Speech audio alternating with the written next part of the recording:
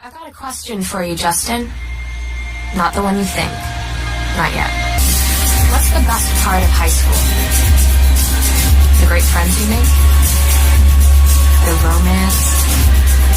No, we both know the best part of high school is summer break. And after everything that happened to me sophomore year, I couldn't wait to start fresh. To tear the rest of the pages from my journal and forget it all. Except I didn't get very far. At work, my usual partner in crime was spending the summer with his grandparents. His temporary replacement was nice enough, but entirely too normal. And I couldn't escape my past. I needed a change. I needed to be someone new. Have you ever felt like that? I wasn't going to be invisible anymore. I was going to start brand new. I was going to cut away the past and leave it all behind. I was going to work harder, be smarter. Because you can't change other people, but you can change yourself. So here I am, the brand new me, living the same old life. Part of me knew I shouldn't go to Jessica's house that night. But another part of me couldn't help but wonder what, or who, I might be missing out on. I thought maybe starting over didn't have to mean cutting myself off completely. Maybe I'd been hanging with the wrong people. Maybe I could start over with the right person. But if I'd have known what was going to happen, I never would have walked through that door. If I'd known what would happen, what that night had in store, I might never have walked through that door. But parties have a weird magic. They're like an alternate universe.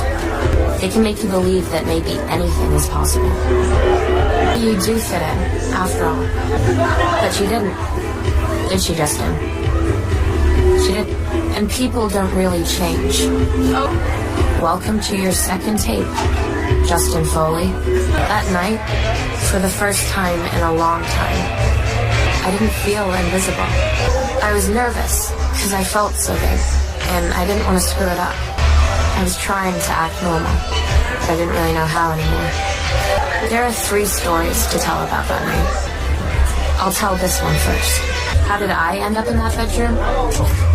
That's another story. But for now, Justin, you'd been with the same girl all night. But I'm not going to call her out by name. Even though, if you were at that party, you already know. I realized 2 things in that moment. Number 1, I was drunk. And number 2, so was this girl.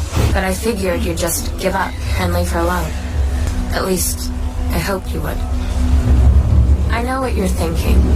Maybe if this girl hadn't had so much to drink, what happened next never would have happened. But it was a party. Everyone had too much to drink. And besides, how can you blame someone for something that happens while they're unconscious? I had to do something. I had to make him stop. But I couldn't get my feet to move. It was dark in there, and the music was loud, but I saw his face. And I recognized his voice as clear as day, and so would all of you. But this tape isn't about him. It's about you and me, Justin. You called him a friend, but your girlfriend needed you.